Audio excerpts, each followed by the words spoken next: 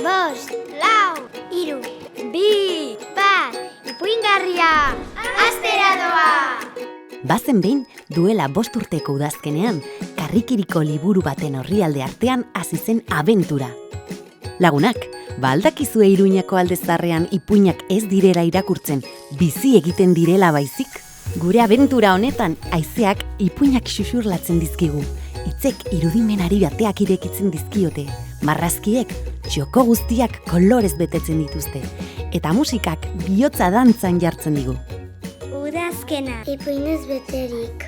5 zentzumenak pizteko 5 mundu batzen dira. Ahozkotasuna, ilustrazioa, poesia, musika eta ipuina. Eta Euskal Herri osoko kontalari, ilustratzaile, idazle eta musikari izango ditugu bidelagun. Hau, bai, ipuingarria!